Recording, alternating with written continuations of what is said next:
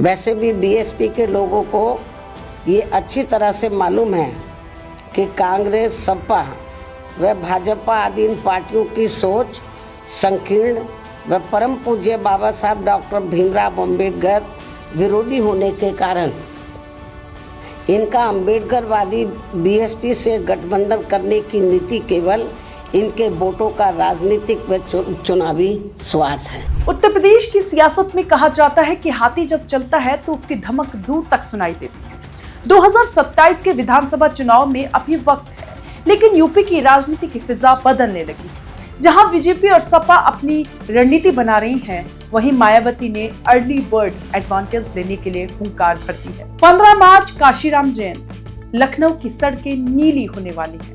बसपा एक ऐसा शक्ति प्रदर्शन करने जा रही है जो ये साबित करेगा कि हाथी की चाल ठंडी नहीं पड़ी है। आज की वीडियो में हम डिकोड करेंगे कि आखिर मायावती इतनी जल्दी आक्रामक क्यों हुई, क्या ये सीएम योगी के लिए सीधी ललकार है और क्या 2027 में वाकई कांटे की टक्कर होने वाली है। यूपी की आम जनता बीएसपी के 4 बार के रहे शासनकाल को याद करके अब यहाँ बीएसपी को सत्ता में लाने का काफी हद तक अपना मन बना चुकी है, जिसे पूरा करने के लिए इस बार होने वाले विधानसभा आम चुनाव में मैं खुद भी कोई कसर छोड़ने वाली नहीं हूँ। ये मेरा पुण्य वायदा है। बने रहे आप हमारे साथ। आमतौर पर बसपा चुनाव के ऐन वक्त पर पत्ते खोलती है, लेकिन इस बार कहानी अलग है। प्रत्याशियों का ऐलान, जालौन की माधोगढ़ सीट से आशीष पांडे का नाम फाइनल हो चुका है। 50 सीटों का टारगेट। खबर है कि अगले 2 महीनों में 50 और सीटों पर उम्मीदवार तय हो जाएंगे। मायावती का ये संदेश साफ है, बस इस बार वेट एंड वॉच के मूड में नहीं है। वह अपने प्रत्याशियों को जमीन पर काम करने के लिए पूरा समय देना चाहती है। वे विपक्षी दलों को ये बताना चाहती हैं कि बसपा को कमजोर आंकना सबसे बड़ी भूल होगी। 15 मार्च को लखनऊ में होने वाला शक्ति प्रदर्शन सिर्फ एक जयंती कार्यक्रम नहीं है, ये एक पॉलिटिकल मैजिक है। विपक्ष को साफ संदेश है कि मायावती, सपा और कांग्रेस को दिखाना चाहती है कि दलित वोट बैंक अभी भी उनके पास सुरक्षित है। बीजेपी को साफ साफ चुनौती है। सीएम योगी के सुशासन और हिंदुत्व के नैरेटिव के बीच मायावती अपने सोशल इंजीनियरिंग और सर्वजन हिताय के फॉर्मूले को फिर से जिंदा कर रही है। क्या ये सीएम योगी के लिए ललकार है? बिल्कुल। अगर बसपा अपना कोर वोट बैंक यानी दलित वोट बैंक बचाने में कामयाब रहती है तो उसमें ब्राह्मण या मुस्लिम वोट जोड़ लेती है तो बीजेपी के लिए अपनी सीटें बचा पाना मुश्किल हो जाएगा। तो पूरे देश में विरोधी पार्टियों ने बीएसपी को कमजोर करने के लिए एक और षड्यंत्र ये रचा है कि अब इन्होंने विरोधी पार्टियों ने बीएसपी के विशेषकर दलित बेस वोट को बांटने के लिए इसी समाज में से स्वार्थी एवं बिकाऊ किस्म के लोगों को इस्तेमाल करके वे उनके जरिए अनेकों पार्टियां व संगठन आदि भी काफी बनवा दिए हैं, जिनसे ये जातिवादी पार्टियां चुनाव में अपने अपने फायदे के हिसाब से उम्मीदवार खड़े करवा के बीएसपी को कमजोर करने में लगी है। और अब तो ये पार्टियां अंदर खुद अपने वोट ट्रांसफर करा के इनके एक आधी उम्मीदवार भी जिताकर भेज रही है, ताकि इससे दलितों का वोट बांटने में इनको कुछ मदद मिलती रहे। अब सवाल आता है, क्या सीएम योगी अपना वोटर संभाल पाएंगे? पिछले कुछ चुनाव में हमने देखा कि बसपा का ग्राफ नीचे गया, जिसका सीधा फायदा बीजेपी को मिला।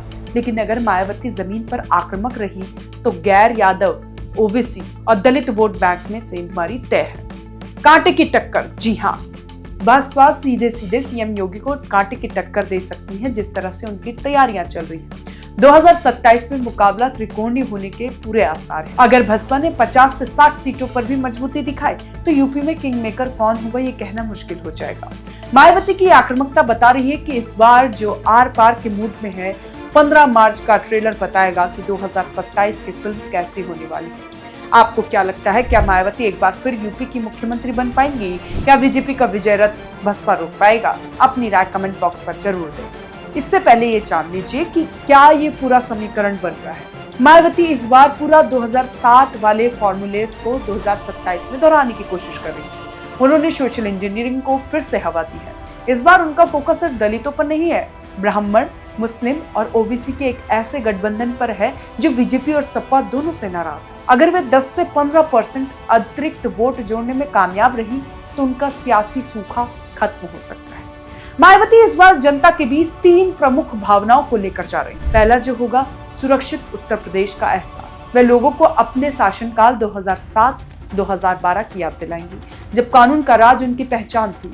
वे संदेश देंगे कि मौजूदा सरकार में बुलडोजर तो है, लेकिन असली कानून का शासन सिर्फ हाथी के साथ आता है। दूसरा, आरक्षण और हक का सेंटीमेंट। बीजेपी और सपा के बीच चल रही पीडीए यानी पिछड़ा दलित अल्पसंख्यक की जंग में मायावती खुद को दलितों का एकमात्र और असली रक्षक पेश करेगी। ये नारा देंगी कि दूसरों ने सिर्फ वोट लिए, लेकिन सम्मान और सुरक्षा सिर्फ बसपा ने दिया। तीसरा, अकेले लड़ने का स्वाभिमान। गठबंधन न करके वे अपना स्वतंत्र ताकत का एहसास दिखाना चाहती है। वे मतदाताओं से कहेंगे कि सपा बीजेपी एक ही सिक्के के 2 पहलू हैं और बसपा की एकमात्र विकल्प है जो किसी के आगे नहीं झुकती। मायावती का दांव इस बार बहुत रिस्की है, क्योंकि अखिलेश यादव उनके दलित वोट बैंक में सेंध लगाने की पूरी कोशिश कर रहे हैं। लेकिन अगर 15 मार्च का शक्ति प्रदर्शन सफल रहा तो ये साफ हो जाएगा कि यूपी का दलित वोटर अभी भी बहन जी के पीछे मजबूती से खड़ा है। राजनीति में शक्ति प्रदर्शन का मतलब सिर्फ भीड़ जुटाना नहीं होता, बल्कि ये विरोधियों और समर्थकों को दी जाने वाला एक मनोवैज्ञानिक और रणनीतिक संदेश होता है, और इसके मायने काफी गहरे होते हैं। चुनाव से 1 साल पहले कार्यकर्ताओं का मनोबल बढ़ाना सबसे जरूरी होता है। जब लाखों की भीड़ जुटती है तो बूथ लेवल का कार्यकर्ता रिचार्ज हो जाता है।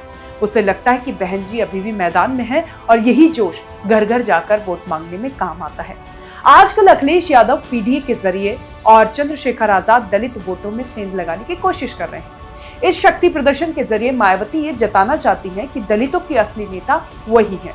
ये अपने कोर वोट बैंक को दूसरी पार्टियों की तरफ जाने से रोकने की एक बड़ी घेराबंदी है। मायावती ने पहले ही साफ कर दिया है कि वे 2027 में अकेले लड़ेंगी। ये रैली दुनिया को ये दिखाने के लिए है कि बसपा को किसी बैसाखी की जरूरत नहीं है। वे अपनी शर्तों पर चुनाव लड़ेंगी और किसी भी पार्टी के लिए वोट कटवा नहीं बल्कि वोट बटोरू साबित होंगे। इस शक्ति प्रदर्शन में आकाश आनंद की भूमिका भी अहम होगी।